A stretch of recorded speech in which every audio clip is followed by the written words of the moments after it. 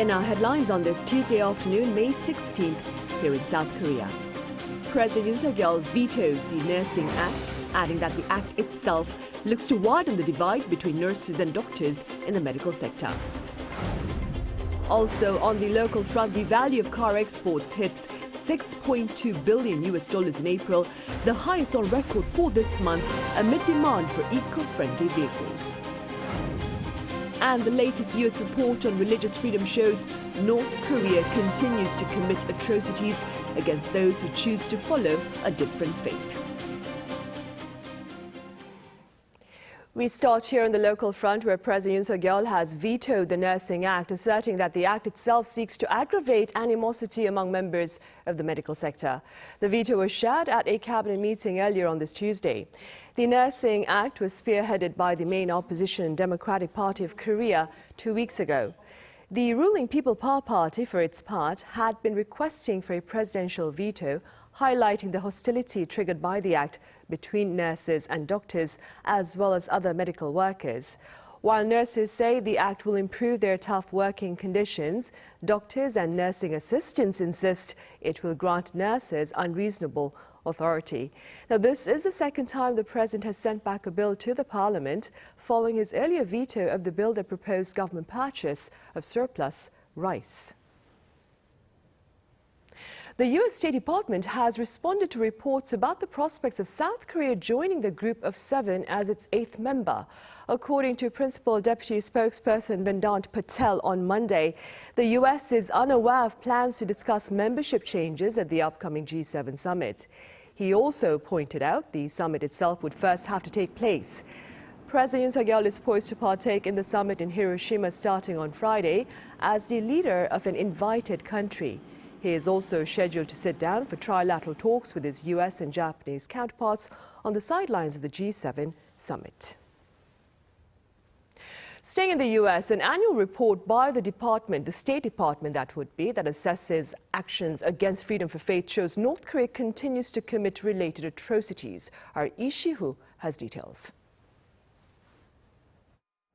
The right to freedom of thought, conscience, and religion continues to be denied in North Korea, with no alternative belief systems tolerated by the authorities, read the U.S. Department of State's annual report to Congress on international religious freedom. The 2022 report on international religious freedom, which describes the status of religious freedom in every country, released Monday, showed special concern for the violation of the right to freedom of thought in North Korea. It highlighted that the situation had not fundamentally changed since the publication of the 2014 UN Commission of Inquiry report on human rights in the DPRK, which found that authorities almost completely denied the rights to freedom of thought, conscience, and religion. It also said that the authorities in many instances committed human rights violations that constituted crimes against humanity. The regime reportedly continued to execute, torture, arrest, and physically abuse individuals for religious activities. It also notes that COVID-19 restrictions on travel to and from the country further reduced information about conditions, making details on cases of abuse and estimates involving religious groups difficult to verify. However, data was provided by the NGOs Korea Future, Open Doors USA, and the Database Center for North Korean Human Rights to show the severity of persecution of religious groups. As for China, the report cited religious groups, NGOs, and international media reports that pointed out that the government is continuing to assert control over religious groups and restrict activities it perceives as threatening to the state or CCP interests. The U.S. Department of State submits the reports in accordance with the International Religious Freedom Act of 1998. North Korea and China are on the Department of State's list of countries of particular concern. Lee Si-hoo, Arirang News. Back here in Korea, auto exports continue to beat the global market doldrums, with findings for April showing an impressive performance led by eco-friendly vehicles. Our Lee Soo-jin reports. South Korean car makers achieved record high exports in April amid the nation's extended losing streak in overall exports. Data from the Ministry of Trade, Industry and Energy shows that the value of car exports last month totaled $6.2 billion. That's the highest on record for the month of April. The cumulative value of auto exports from January to April this year was also the highest ever, reaching a whopping $23.2 billion. Around 247,000 cars were exported in April, up more than 25% on year. This was largely driven by robust demand for eco-friendly cars in North America and the EU. Exports to North America surged around 53%, while the figure for the EU was up almost 30% compared to the previous year. The dollar value of total outbound shipments of eco-friendly vehicles surpassed the $2 billion mark for the third consecutive month, coming in at $2.05 billion, rising nearly 56% on year. In terms of units, the number of eco-friendly cars exported jumped around 33% on year to more than 63,000. This comes as domestic eco-friendly commercial vehicles became eligible to receive subsidies under the Inflation Reduction Act with the U.S. Treasury Department's new guidance regarding battery sourcing. Domestic sales of eco-friendly cars were also up in April, increasing more than 13% from a year earlier to nearly 45,000 units. Meanwhile, car production was up by almost 25% to more than 380,000 units on the back of a recovery in the supply chain for related parts, such as automotive chips. The auto and auto parts industry's operating profit jumped nearly 82% on year during the first quarter, with sales in the auto parts sector surging 26%. The largest on-year rise out of all the business sectors. This comes as the IT sector turned red during the same period, posting an operating deficit as the nation continues to grapple with the ongoing decline in the chip sector, the nation's key export area. 이수진, Arirang News. And export and import prices rose for the third month in a row in April amid a weaker Korean won. Data by the Bank of Korea on Tuesday showed the export price index standing at 117.92, up 0.1% on month. The average won-dollar exchange rate in April was 1.1% higher than in March, and officials say if this had not been the case, export prices would have fallen by 1%. Export prices of chemical and metal products soared in April, while agricultural goods and computer-related electronics dropped. Meanwhile, the country's import index gained 0.7% on month, led by the surge in the cost of mineral products.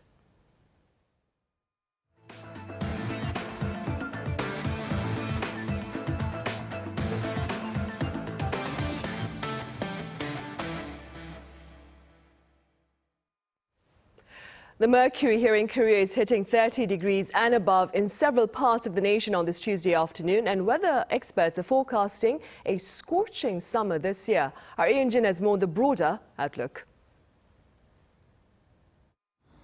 This Tuesday, people in Seoul woke up to temperatures of 17 degrees Celsius, and the daytime high is forecast to reach 30 degrees Celsius. The highs today are normally seen in the midsummer months of July and are 7 degrees higher than the average for this time of the year.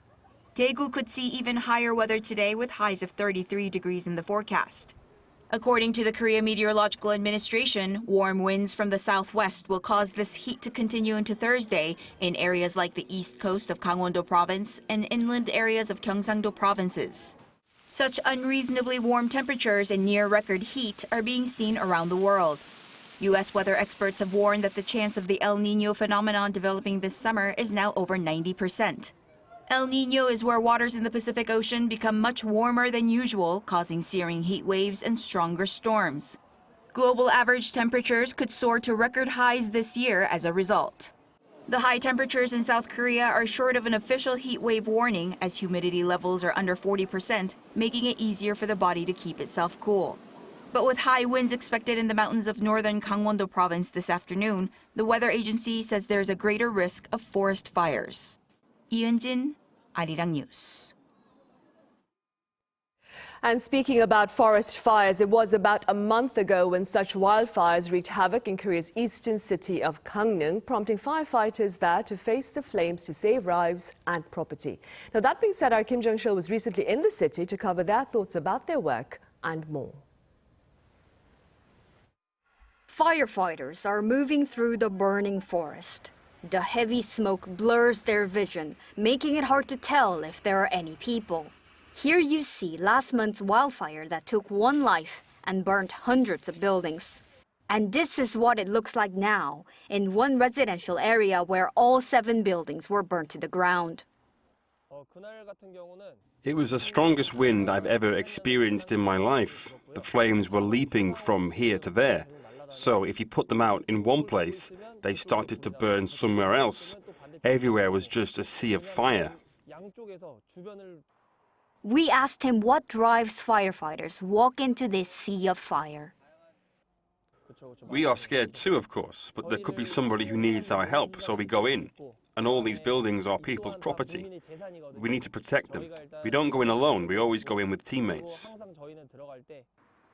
Meet the firefighters of the Donghae Special Response Team, an elite unit that specialized in putting out wildfires.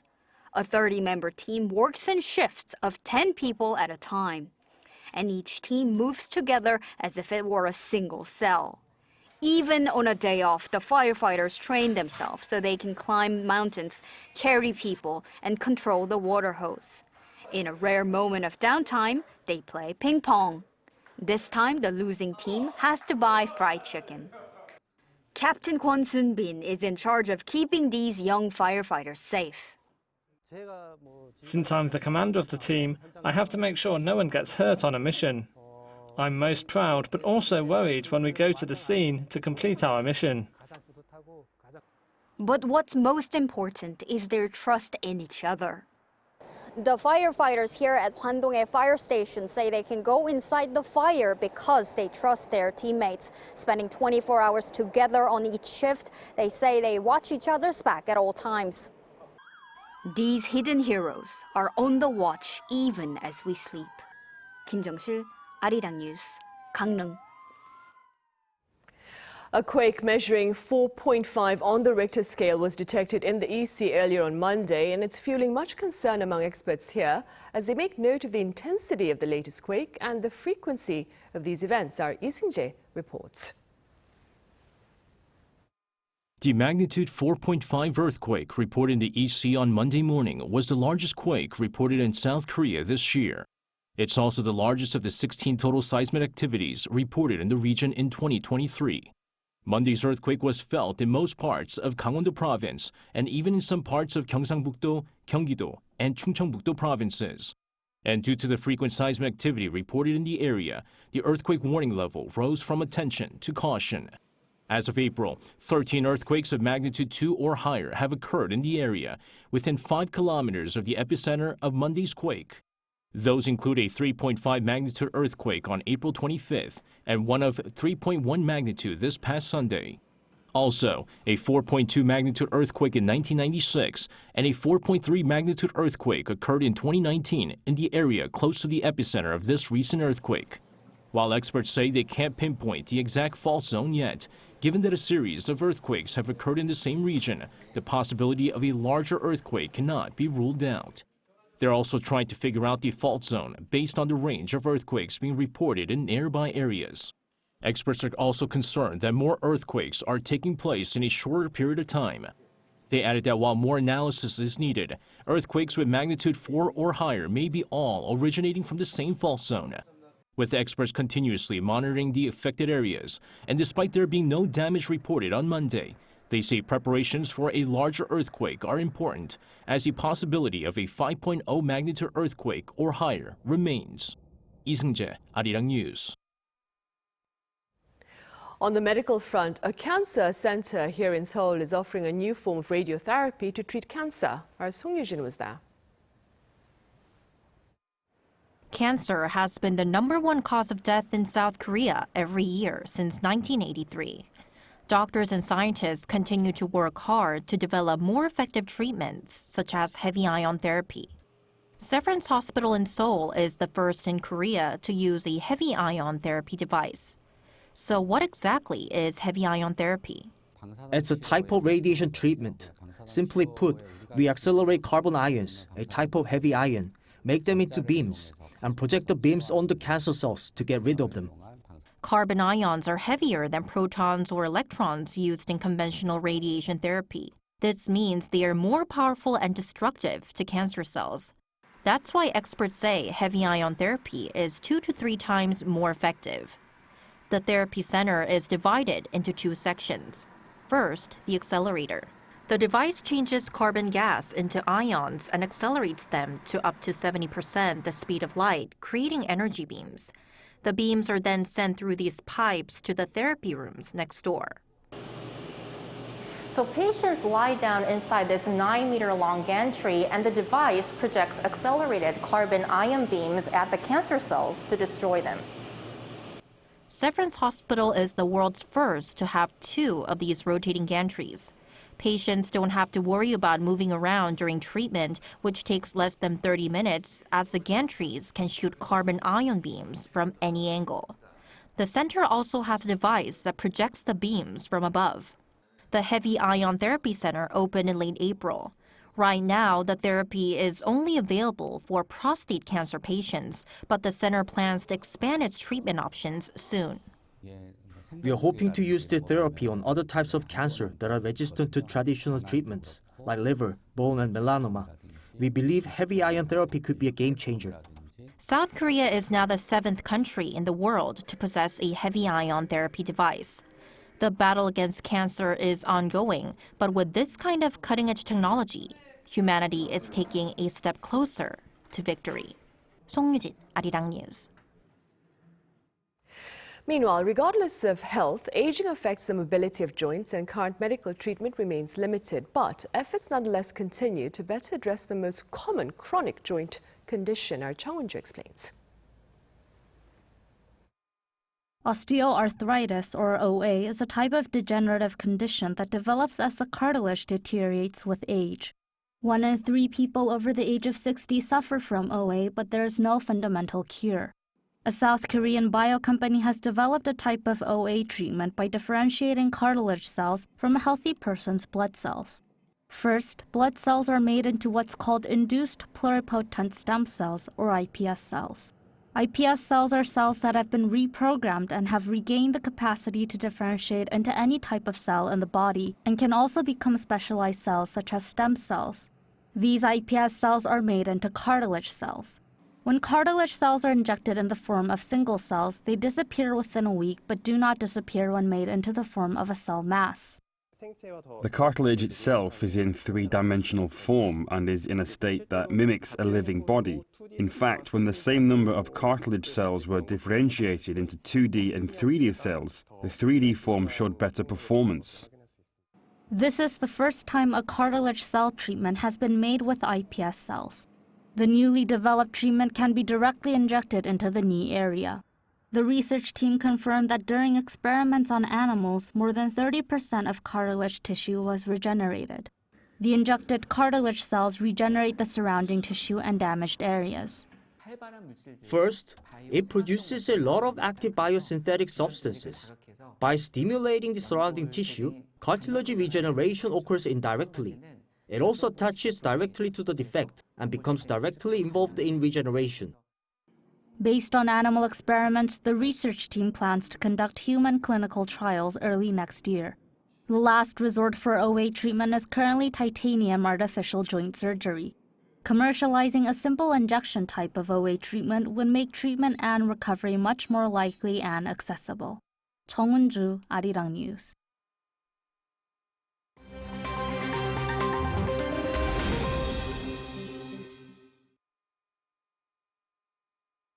Let's take a look at what's going on in the world now. In the United Kingdom, Prime Minister Rishi Sunak has promised to provide Ukraine with air defense missiles and long-range attack drones. The pledge follows a 2-hour meeting on Monday between Sunak and Ukrainian President Volodymyr Zelenskyy.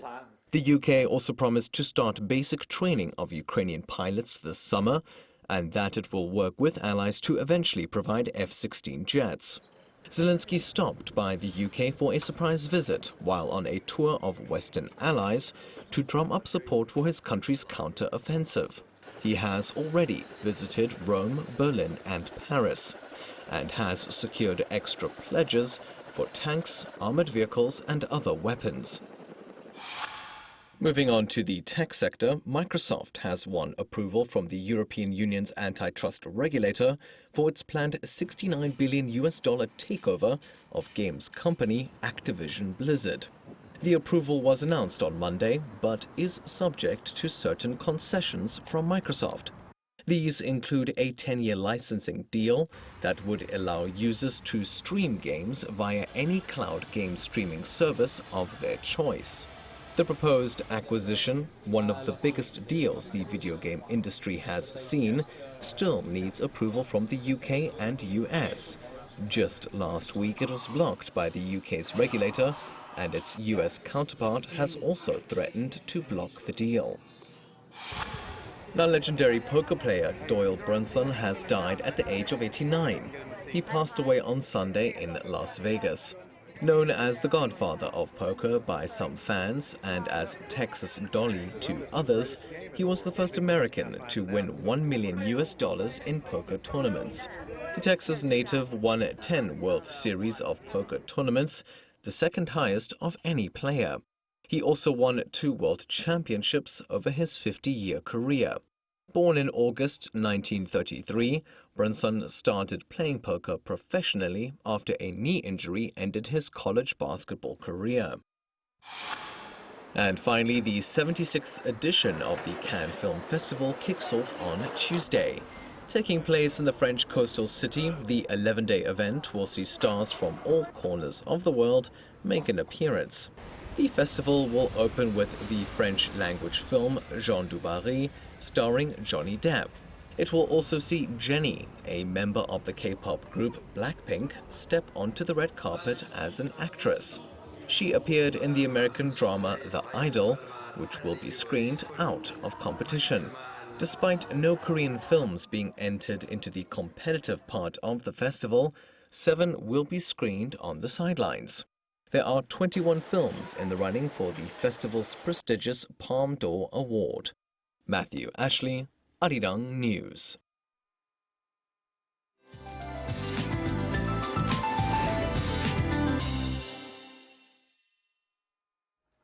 Good afternoon. Most regions are having scorching summer heat with an expected high of 30 degrees in the capital, and Gyeongju perhaps sees a high of 34 degrees this afternoon. And take extra care in the sun as well. We won't be able to avoid exposure to strong sun during the day. Have your sunblock and sunglasses to protect yourself from skin and eye damage. And it looks to be another ozone action day. Making matters worse, the capital region will have bad air quality all day, and bad air in Chungcheong, Namdo, and Gyeongsangdo provinces should improve this afternoon. Top readings in most regions are 2 to 4 degrees higher this afternoon in the 30s, so please drink plenty of water and take it easy today. Midsummer heat is just for one day, but we will have more days with above normal temperatures under a fair amount of sunshine, except on Thursday. Meanwhile, South Coast and Jeju Island will see rain at the end of the week. Now that's Korea for you. Here's a look at the international weather conditions.